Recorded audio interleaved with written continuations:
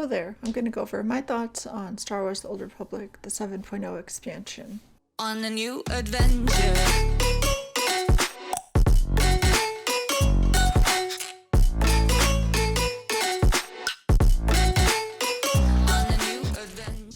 As an overview, I'm going to go over the general impressions I have, the 10th anniversary, story and content, combat styles, quality of life, gearing, economy, and crafting. I do want to preface this review by saying that I think if you're a new or returning player, a lot of the story content is good. I would still recommend it. I think it's a good game. I think the gameplay is fun. But I'm going to be focusing on the 7.0 expansion in particular. And from my perspective, I was playing during 6.0, so I'm looking at what changes it made to the game. Overall, I'd say it's very underwhelming. It was a very small expansion. It feels like it was barely even an expansion. It added very little content. The changes they did make were questionable, and I think a lot of people are just honestly upset about it. To start with, the 10th anniversary was delayed and they missed the anniversary. People who had resubbed to sort of prepare for the launch, it didn't come. They didn't announce the delay until a week before, so people lost their money, no refunds, no nothing. It was delayed 2 months. It was obvious, I think, based on the test server, that it was not going to be launched in time, but they did not announce that until the last minute.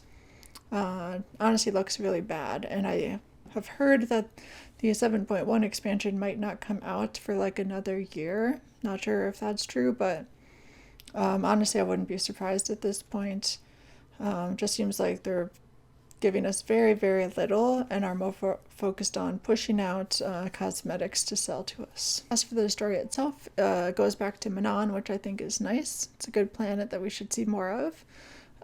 Does add a new flashpoint, which is good, and a new operation, which is currently on the test server and will be launched at some point in the future. They are bringing back the usual villain who's had 3 or 4 boss fights by now. Still salty that SWTOR never got one fight.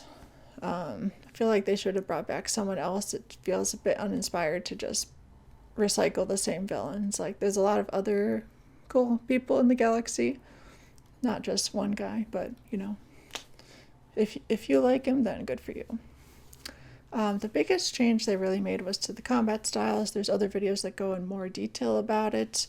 But I'll just say that it's only available to subs, which I think, to me, almost ruins the point, because subs would need it less as they have more access to alternate characters and character slots.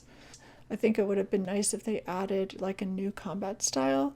They've never added a new class or advanced class, and changing it to combat styles would allow them to only add 2 combat styles, 1 tech and 1 force, without having to add 8 new ones or whatever, as they would have before.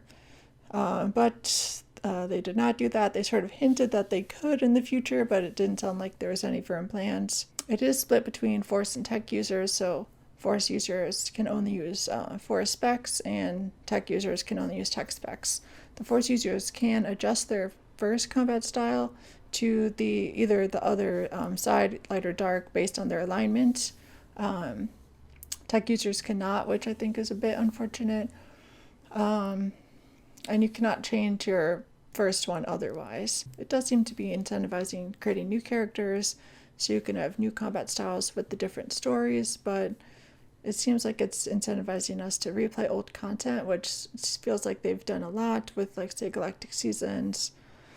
And to me, I wish, Jedi could use guns. I understand why they don't do it, because Tech users can't use the Force, so it would be unfair, but come on, Jedi should be able to use guns. As for the quality of life changes, the biggest change that I was excited for was adding the weapons to the outfit designer, which did not happen.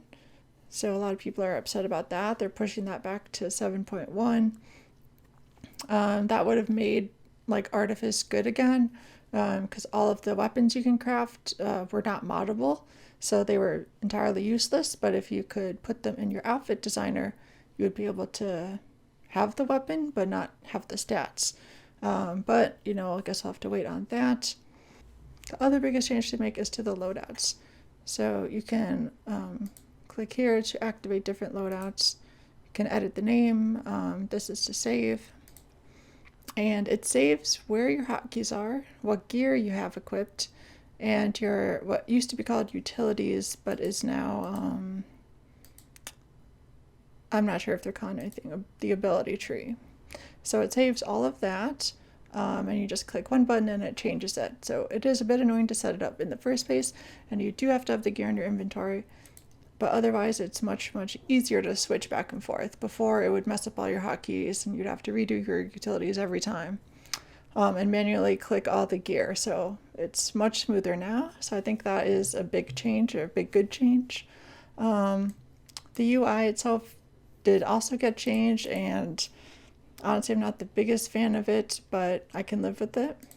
As for the gear, before it was capped at 306, and now it's going to 334. I do like that the hard mode operations can get higher level gear than other methods of getting gear. It sort of gives that incentive for people that want to pursue that.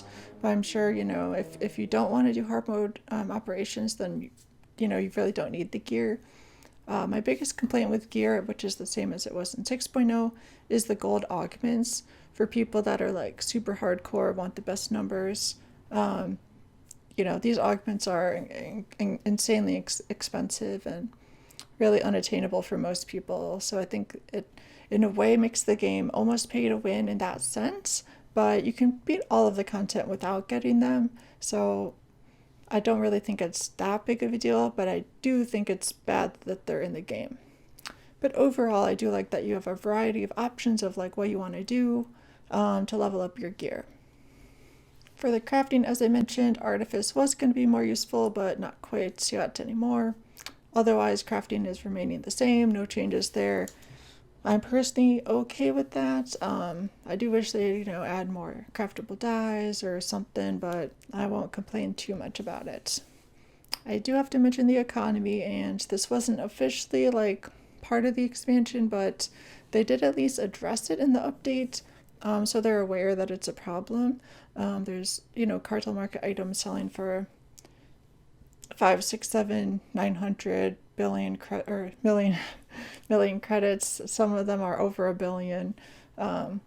It's really just unacceptable, and their fixes were to give people less credits from conquest, and also to get rid of amplifiers. It might slow inflation slightly, but getting rid of amplifiers I think is actually the opposite of what they should do, because that was one of the few credit sinks left in the game. The economy could warrant a whole other video, but I really think they need to make big, massive changes. Go after the exploiters who created the problem. Devalue everyone's credits, just delete 90% of them all. Lower the price of all cartel market items, and give more people cartel market cartel coins for just playing the game. I think all of those would help create more supply and less credits, but doesn't seem like they're doing much to fix it, so I expect the economy to only get worse. Honestly, I think it's really discouraging for newer players to see that their favorite lightsaber is worth 900 million credits. That seems completely unattainable for most people. I think most people could get there, but you do have to pretty much be subscribed to be making enough credits to get there. And it just, for a new player, I think it just seems unattainable. So that's all I have on this expansion. Honestly, my interest in the game has been declining. Not sure if I'll make more videos in the future, but that's where I'm at now. Let me know what your thoughts are in the comments. Also, why can I only queue for 9 flashpoints?